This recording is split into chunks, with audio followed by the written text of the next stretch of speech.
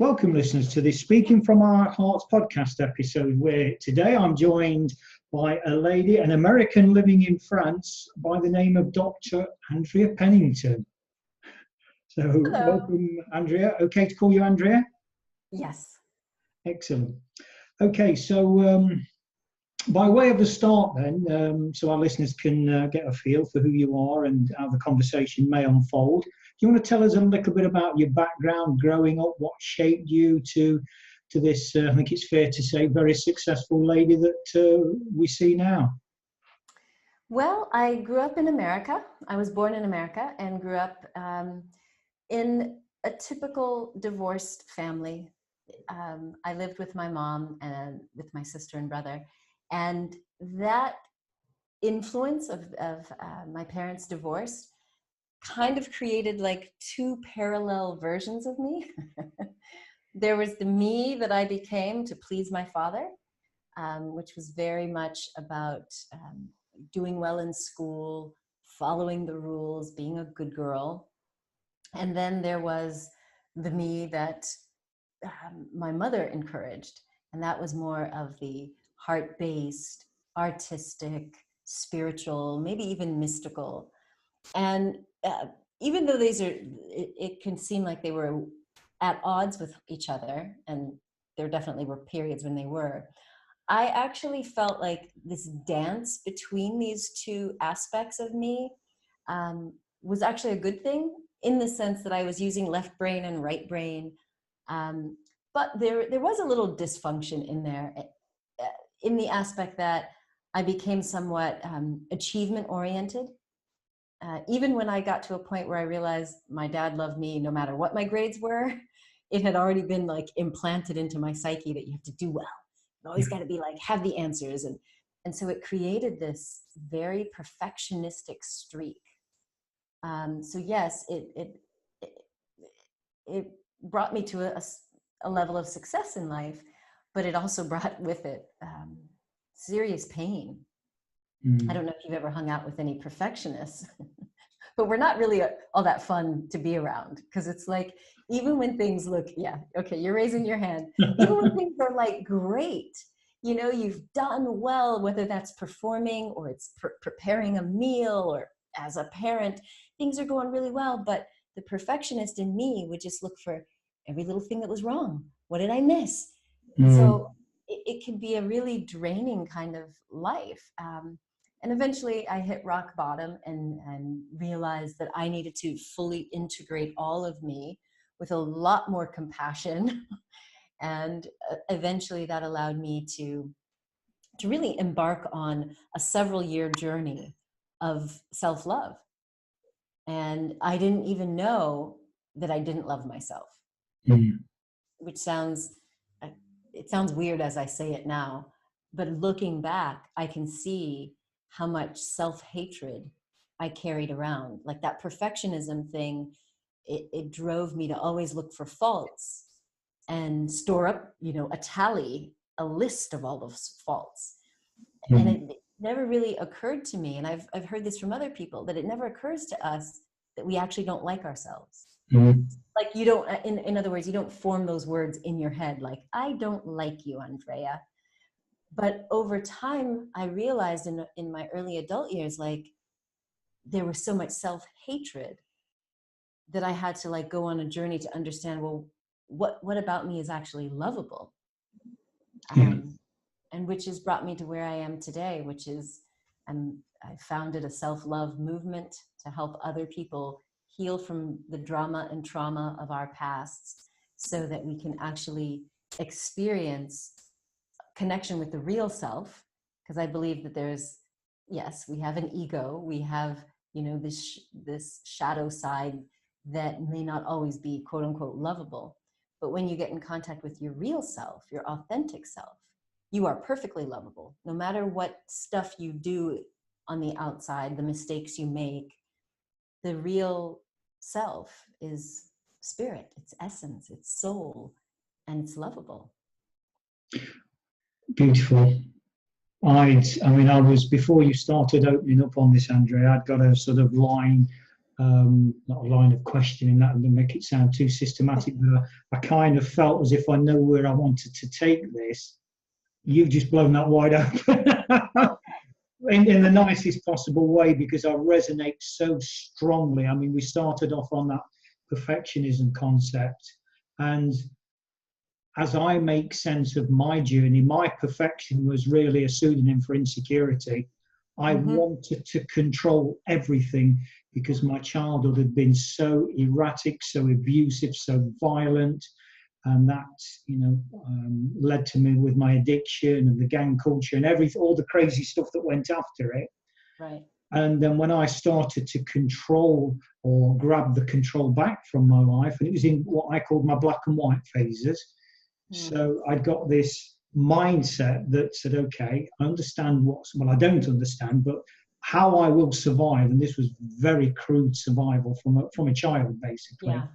On the back of a suicide attempt at 13 and a half, that, okay, by then I'm addicted to alcohol as well, because this is the behavior I've sought as a coping mechanism from my mother, bless her.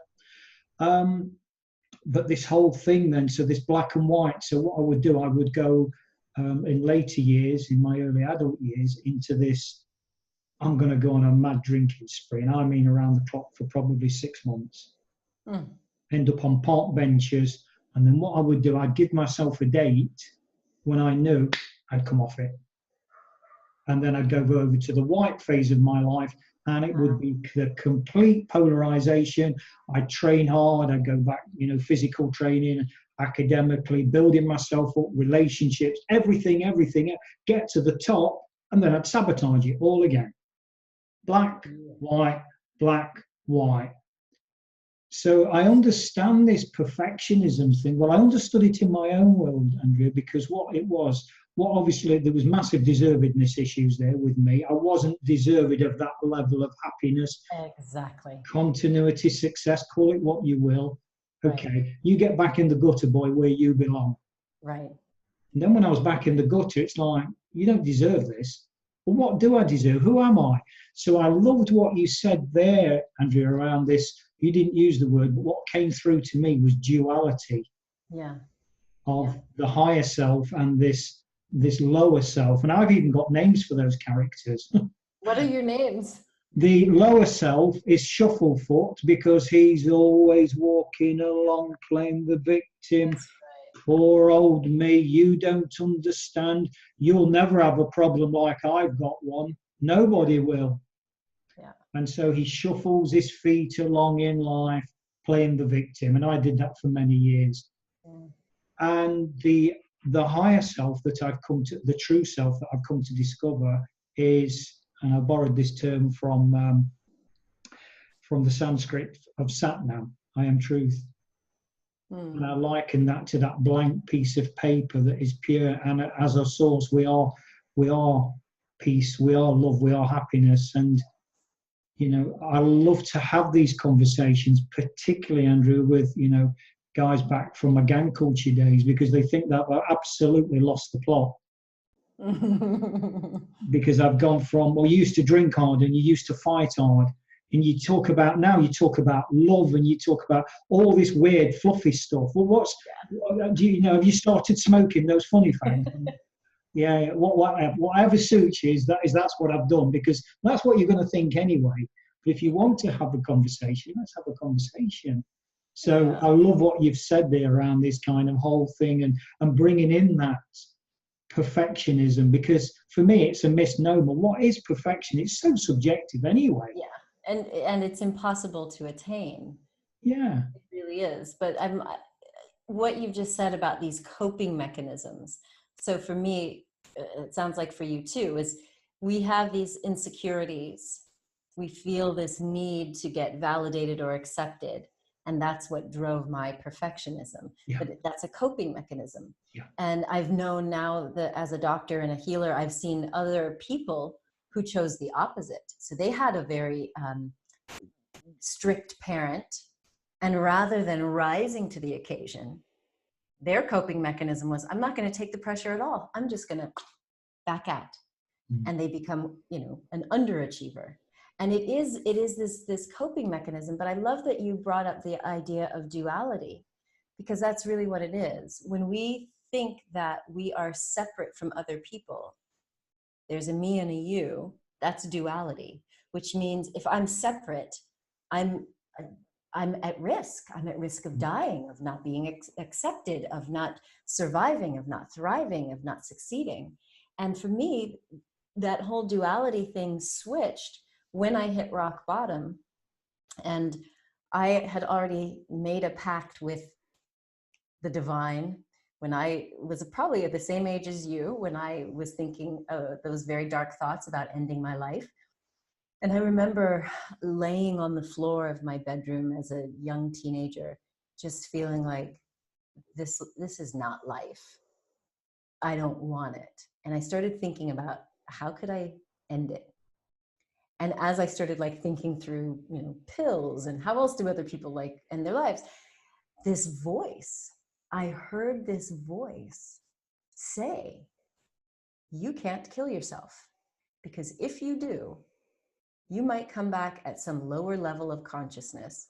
These weren't the exact words, but you might come back and you're pretty woke right now. You're pretty aware. There's no telling what you might come back at. And this voice said to me so clearly, stick it out. You're going to get through this and your life is going to be better. And at that moment, as a young teen, I couldn't see a positive future. It just seemed like just depression was just all that I would have.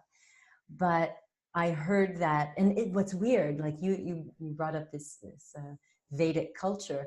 I didn't have anyone around me who was Buddhist or Hindu. Like reincarnation was not something that was part of our family system. So it was like to hear this voice tell me that I might, if I killed myself, I would reincarnate at some lower. So I had that. And then I did get to a point in my early 30s where it got really dark again. And I felt helpless because I'd already like committed to not kill myself.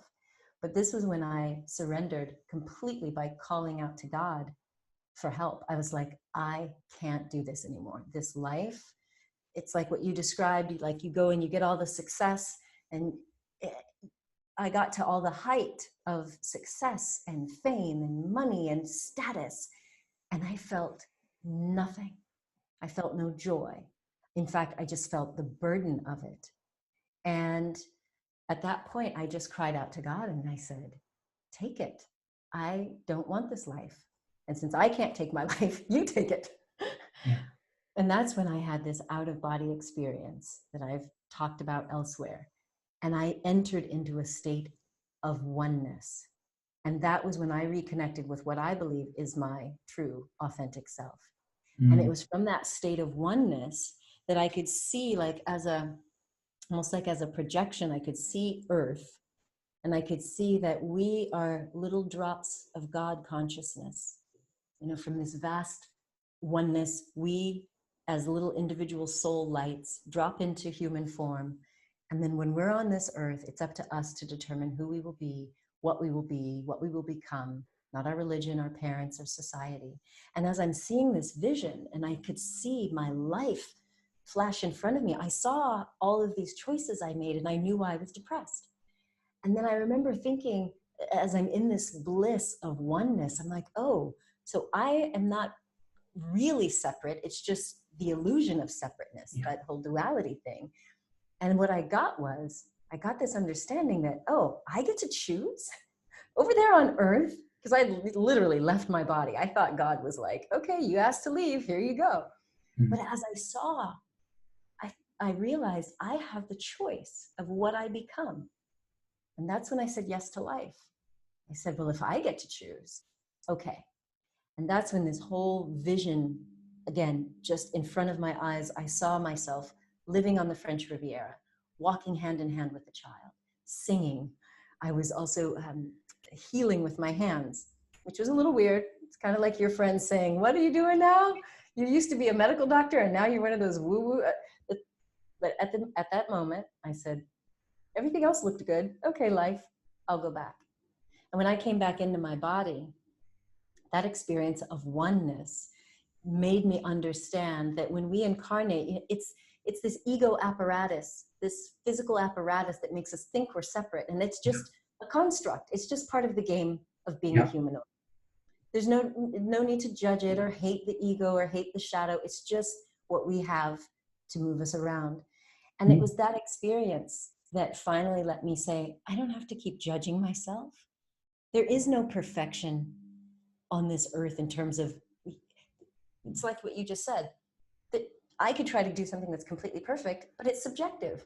Person A over there is going to look at it and not like the color, or person B over there is going to not like the flavor. There is no perfection. And so that experience of oneness is what snapped me out of it. Yeah. Yeah. For my, listening to that, Andrea, my moment, for want of a better term, and I've got the date embedded in my mind, and it was the 23rd of March 1974 at 7:05 in the evening. Mine wasn't a voice, but what mine was, I went to, this is the power of beliefs as well that I'd like us to kind of flirt with in the conversation. But I had part of my focus, my belief system was that one day I would be a professional footballer. And that gave me something to focus on and believe in when everything around me was falling apart. My mother was taking beatings, trying to protect me. I was taking beatings. The cruelty, the abuse, the whole thing was barbaric. Wow. But the one guiding light, and this is the power of beliefs for me, was like, okay, one day I will be a football player for Nottingham Forest Football Club. And that kept me going. To say I was addicted to that football club is a bit like saying you might get a little bit wet if you went in the ocean. And what happened was, Andrea, on the Thursday the 21st of March, they lost a cup replay to a team that play in black and white, Newcastle United. 48 hours later, they played away at Fulham in London to a team that play in black and white, and they lost again. And my language at the time was very much around this: how can you betray me? Do you not know that I dedicate my world? I mean, I'm kind of paraphrasing because obviously I was a kid, and I can intellectualize it now. And do you know what, Andrea? It's a story, isn't it? It's a true story, but it's a story. It's a script. And the bottom line is, does it really matter? No, because that page is not so much as that page been turned, but that book. I'm not even on that book. In fact, I'm in a different library completely now. I'm in my own books. So this whole kind of journey. But what happened to me in that instance, when they'd lost to Fulham, I ran away from home. I went to some nearby mining caves where I was totally desolate, about 2 miles away, and I took with me a razor blade. Oh boy! Because this is how I'd seen my mother. This is the behaviour that I'd learned with her desperation, and her, she'd self-harmed and her arms were scarred and all this, this kind of stuff. So I took this blade, and I can remember sitting there. So I got a watch on my right wrist, and there I was, and it was 7:05 because I looked at my watch, and I can remember thinking, "This is it. Wow. This is it." And I sat there. And I got this razor blade across my left wrist, and one swipe and it had been gone. And similar as you had that, I suppose, want of a better term, Andrea, that eureka moment, for me, what happened was there was a shudder that went through me. It's like somebody pushed me, and it's like that. Yeah. And the next thing, I was just in uncontrollable floods of tears.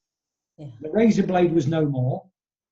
Yeah. And I had one understanding in its most crudest form, and that was, I will never ever run away from anything or anyone again. For the rest of my life now, I'm a fighter.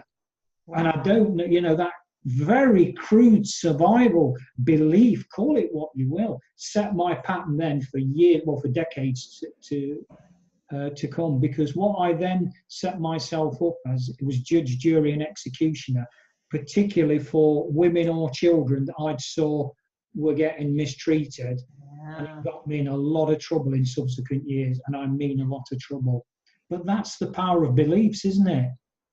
That is incredible. But what it sounds like to me, Paul, is that your higher self, like the true self, just was like, oh, no, you don't, bang, right? You're not checking out of this life.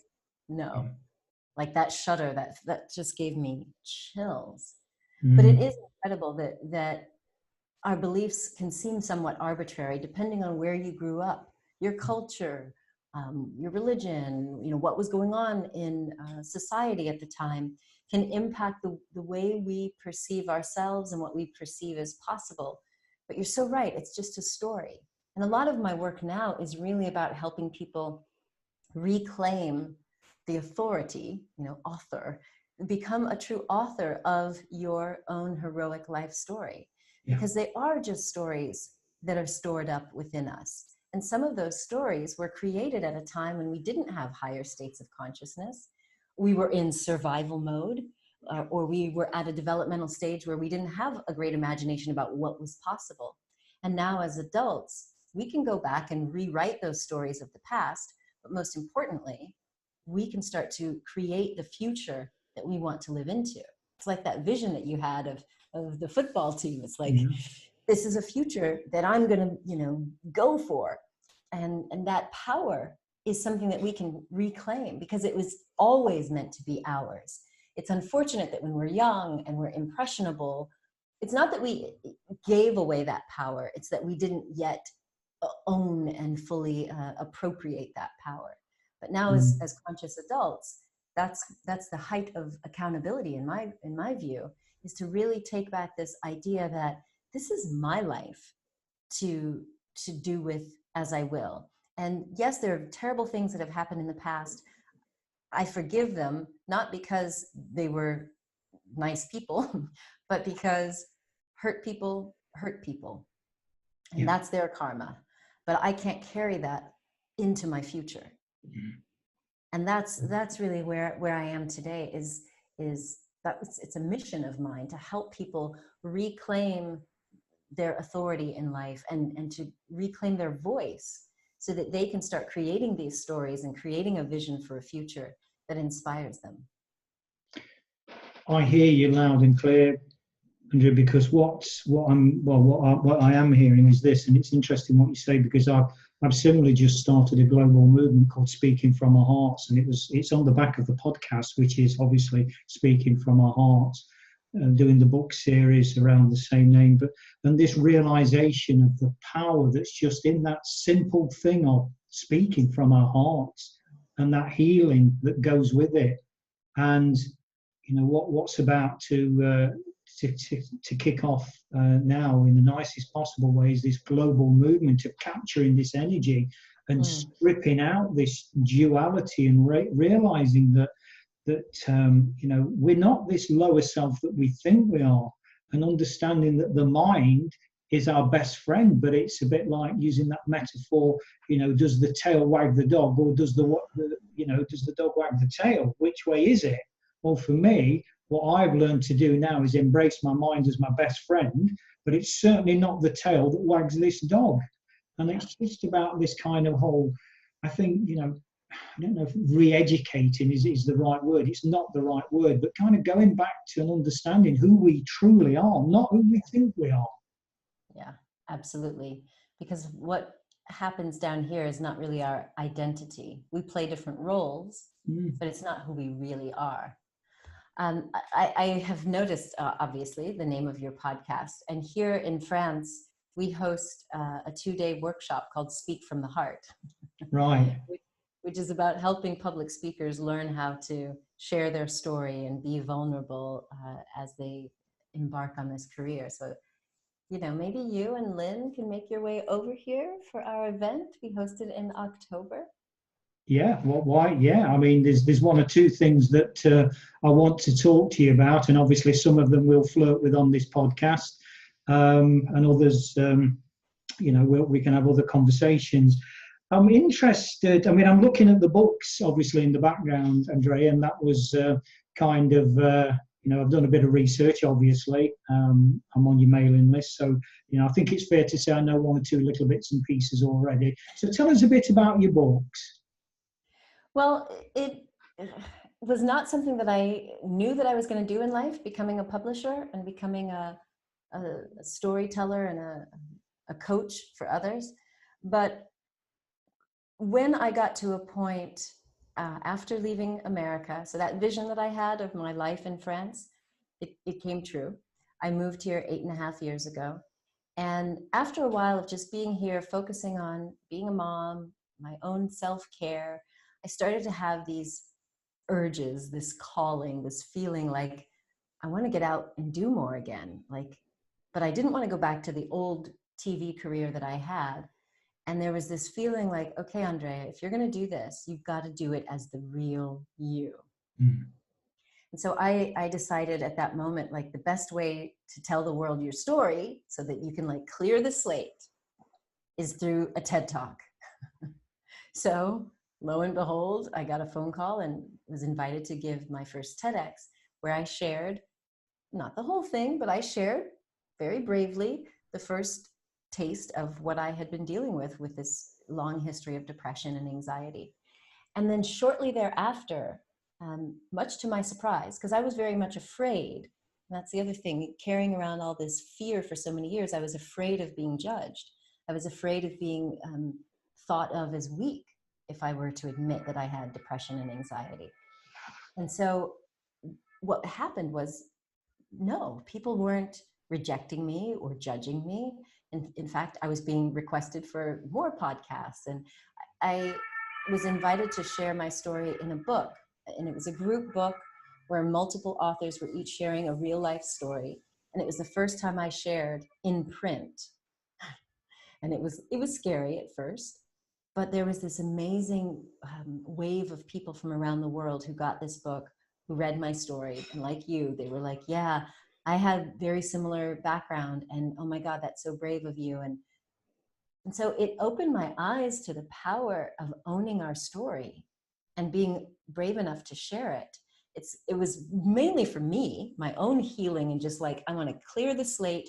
This is who I am, and this is what I'm about. But then it had this effect that was affecting other people. And a few years ago, I was given an opportunity to help somebody else with a group book.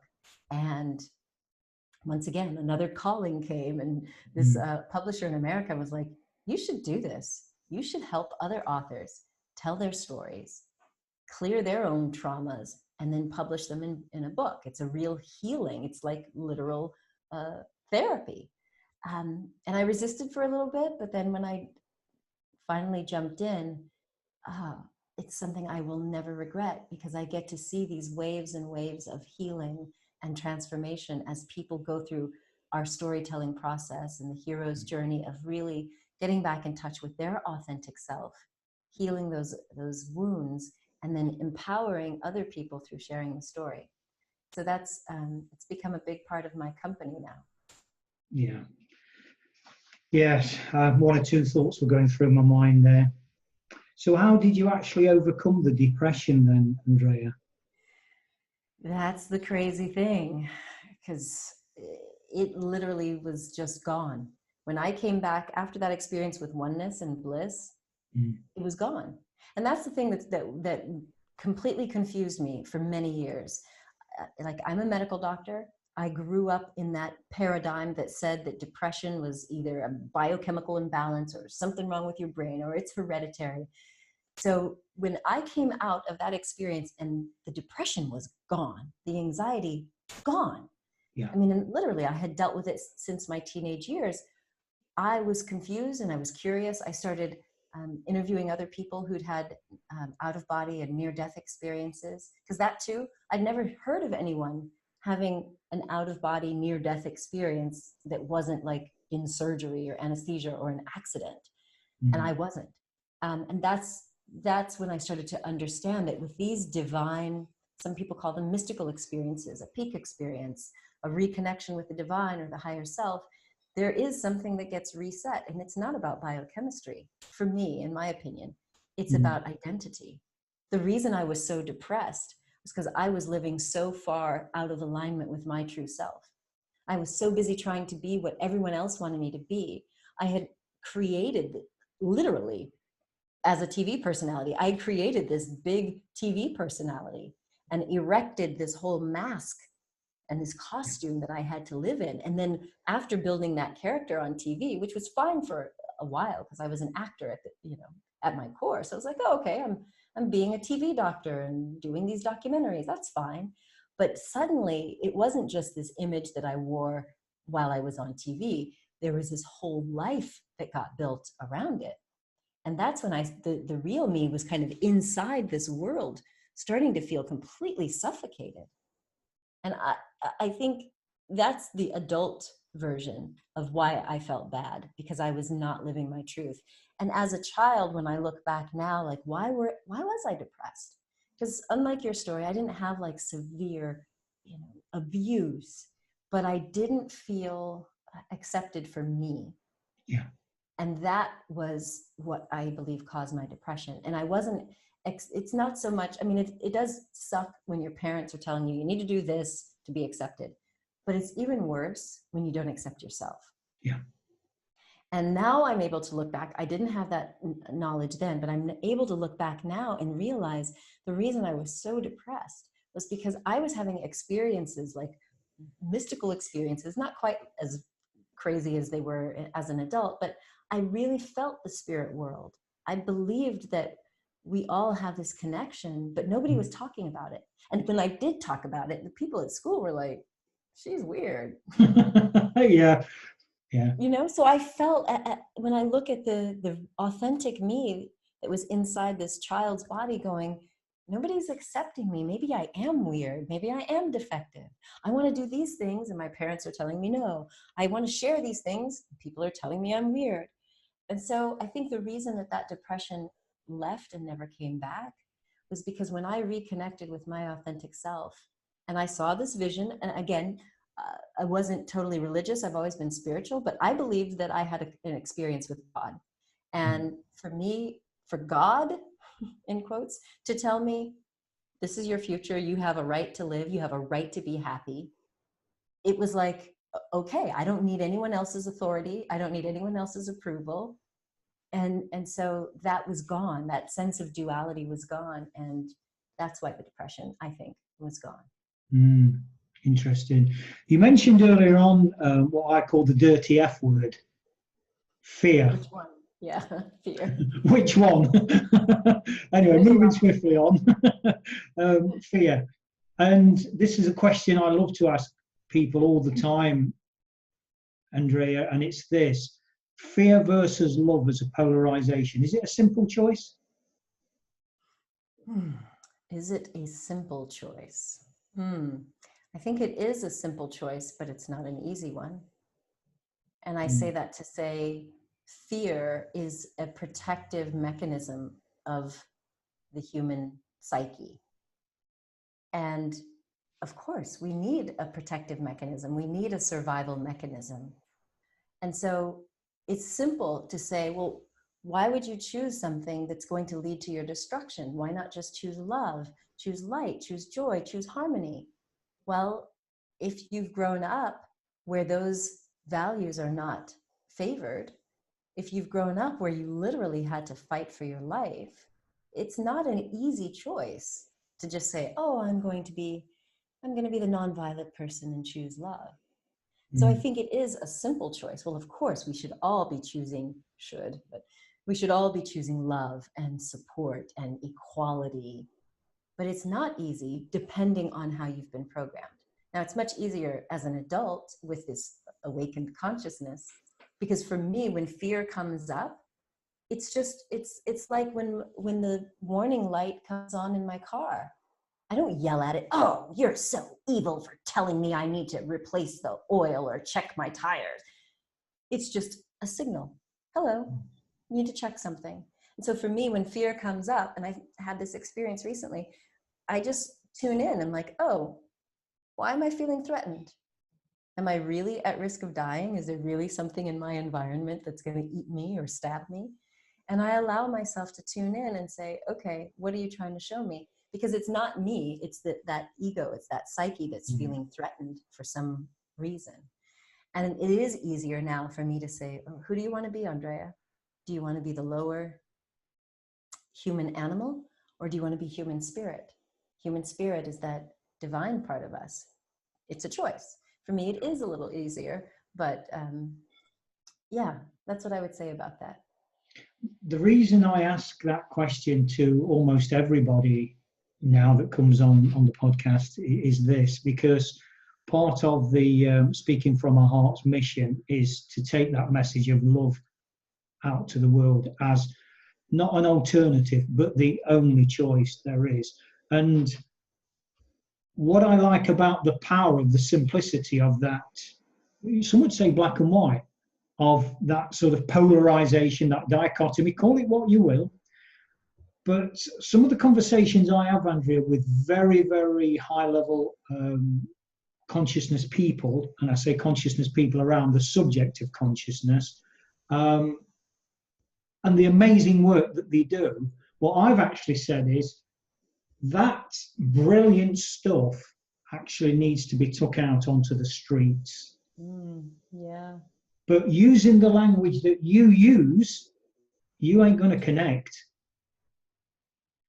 And what I'm saying is, by somebody, dare I say, like myself, that's seen both sides of the coin, the violence, the addiction, and all the darkness, the despair that goes with that for decades, not just, sort of for 5 minutes because, something's happened in my life, my wife's left me or whatever, and I'm not sort of, playing that down for people that may have happened to. But what I'm saying is, these challenges that happen, and good people end up on the thin lines, end up with addictions, and I know so many of those people, to give them that hope, to give them that understanding, that realization that, do you know what, it absolutely, and I love to be challenged on this by anybody at all, because it is a simple choice. I hear what you're saying, but the how, well, that's a different story. Right. But is it, Andrea? Because isn't that about people having that ability to then reach that person with their story, with their words, that whole thing that is them? And that's about us identifying, who we can best serve. I mean, I think, I'm like yourself, I'm not a religious person, but something that, from my early days of awareness around the Bible was the disciples were this is my words, at the risk of sounding blasphemous, but unsavory characters. They were not sort of, these very polished, beautiful souls. They were like guys off the street, paraphrasing again. That's like, okay, but they've got big hearts. Right.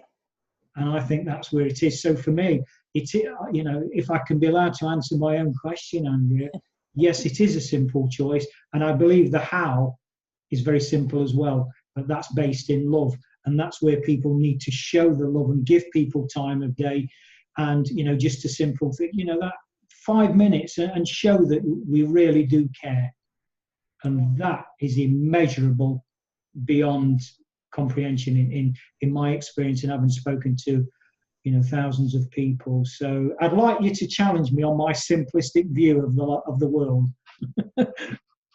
I wouldn't challenge you on it. I mean, I agree with you. I just think that there are people at different levels of their consciousness. And so as simple as a choice it is, the ease with which people can do it, I think that depends on our level of consciousness. But I love what you just said about if we could just be love and reflect love. It's a big part of my world now, is reflecting and beaming love. We created this real self-love movement to produce books and music and events where we can just pour out love.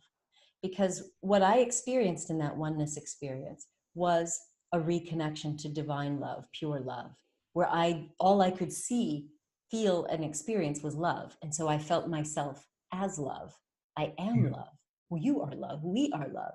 That's all there really is. This whole duality thing is just like the Matrix. It's just a construct, and it's not the real me.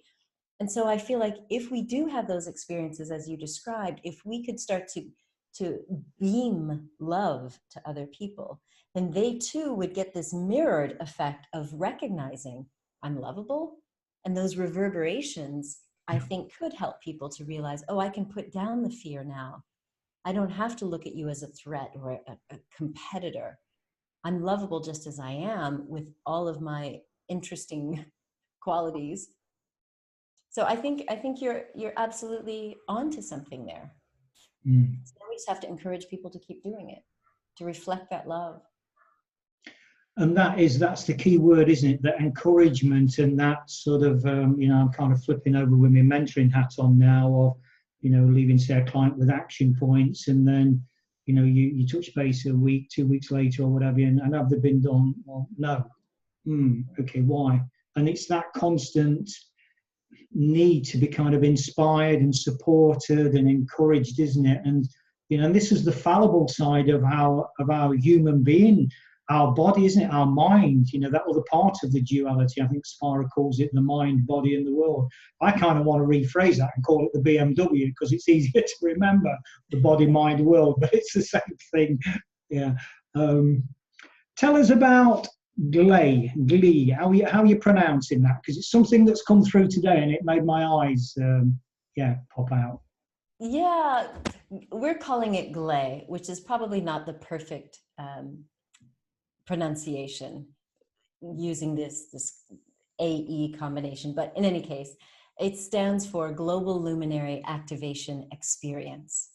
And what we're doing is hosting a 5-day mastermind retreat in the south of France to help healers and coaches and light workers who want to increase their income and impact. They get to come here and learn a 5-stage model for improving their business with heart and integrity. And then we have a 1-year continuity program. You just brought up this idea of continuity. We built in an accountability and ongoing mentoring program. So I don't know if you've ever experienced this, where you go to an event or a conference and you get all hyped up and you're like, yeah, this is good. I'm going to make these changes. And then you get home and things just kind of fall by the wayside. Or you're like, oh, what did that speaker say? What am I supposed to do? Well, I noticed this in our lightworker community. Other healers and coaches would get these ideas. Oh, I need to write a book or start a podcast or, create a marketing funnel to sell my courses. And then they buy up a course or they hire someone and it somehow falls flat and they don't follow through.